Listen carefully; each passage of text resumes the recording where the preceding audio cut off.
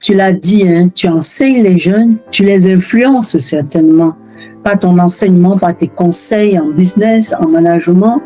Alors, si tu devais donner 3 conseils aux jeunes chrétiens aujourd'hui, quels seraient-ils? 1, de mettre d'abord le Seigneur au premier plan. Et il y a ce verset-là qui m'inspire beaucoup dans la parole. C'est dans 1 Samuel 2, le verset 30. Vers la fin. Verset 30. Oui, vers la fin. Alors, mais maintenant l'Éternel dit, que cela soit loin de moi, car ceux qui m'honorent, je les honorerai, et ceux qui me méprisent seront en petite estime. Voilà. C'est un verset qui me... Je peux dire, je vis avec ça. Le Seigneur honore ceux qui l'honorent. Et ce n'est pas seulement pour les Juifs, c'est pour nous aussi. J'en fais de ce verset un de mes principes personnels. Et en toute chose, je cherche d'abord à mettre le Seigneur au premier plan, à l'honorer en toutes choses. Et du coup, je les conseille d'honorer le Seigneur en toutes choses. 2, il faut qu'il travaille dur, qu'il soit discipliné, qu'il lise beaucoup. Au lieu de parcourir beaucoup plus les réseaux sociaux, le téléphone, qu'ils lisent beaucoup. Qu'ils lisent beaucoup. Surtout s'ils sont jeunes, qu'ils lisent beaucoup. Inclus la Bible et les livres chrétiens et les livres qui sont nécessaires, pas les romans, pas des livres bizarres, juste pour lire, non. Des livres qui forment. Des livres qui forment dans leur domaine d'expertise. Voilà. Et voilà. Je les conseille comme cela. 2e position. En 3e position, ils choisissent bien leurs pensées parce que ce qui se passe dans nos têtes définissent notre personnalité et définissent notre avenir. Ça a des influences sur notre avenir. Qu'ils choisissent bien ce qu'ils regardent parce que ça influence les pensées.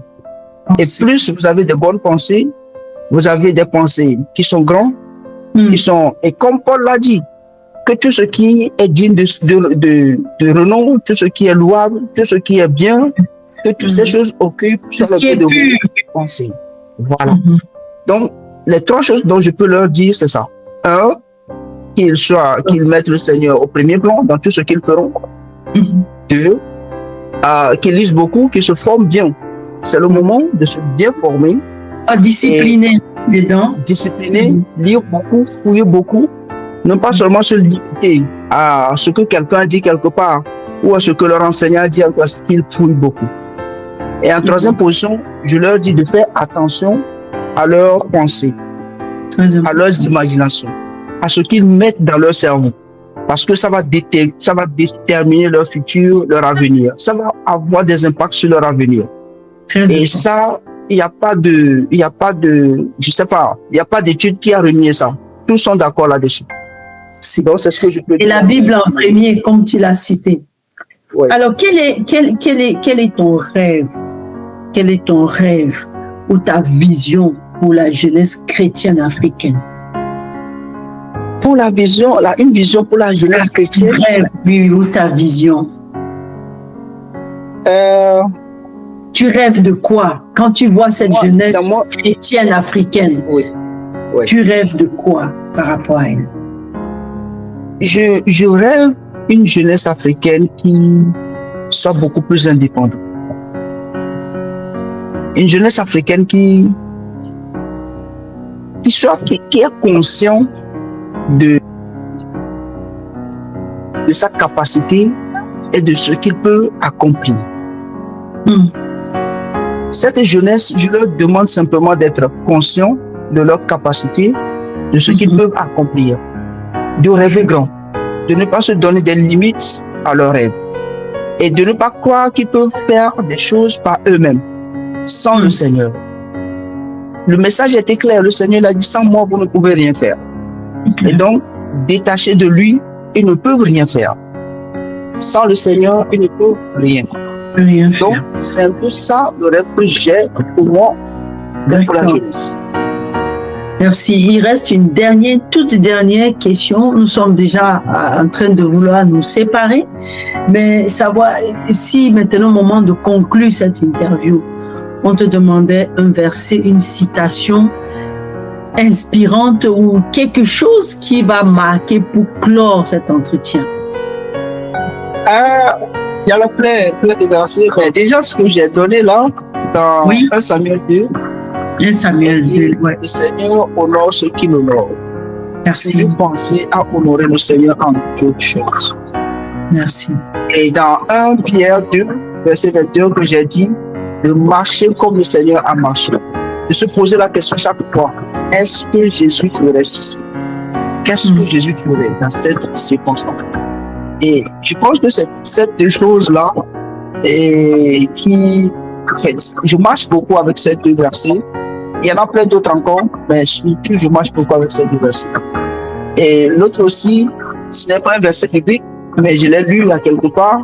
C'est cette citation qui dit de vivre comme si vous n'avez pas les moyens d'acheter du pain, jusqu'à ce que les gens se rendent compte que c'est vous qui êtes le propriétaire de la volonté.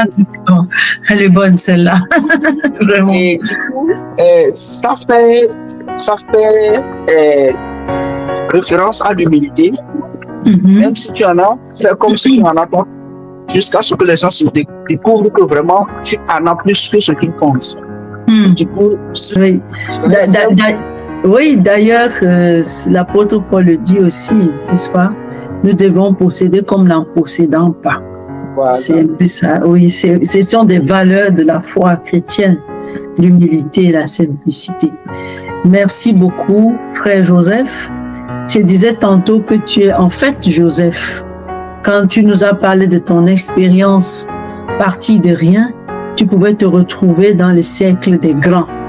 À un moment donné où tu marchais avec ces grands, c'est dit que l'histoire de ta vie nous parle aussi un peu de la vie de Joseph dans la Bible. Quand tu racontes comment le Seigneur t'a pris d'ici à là et finalement, et comment le Seigneur des fois t'a guidé même, pas par quelque chose qu'il t'avait inspiré, peut-être par une pensée, par juste un songe, déjà ton choix d'orientation académique et tout. Tu es simplement Joseph. Et nous te remercions beaucoup pour le temps accordé.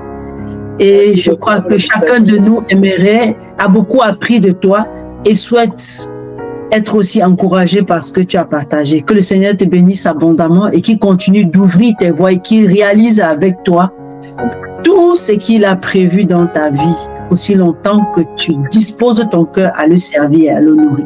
Merci beaucoup. Merci beaucoup à vous aussi pour l'invitation.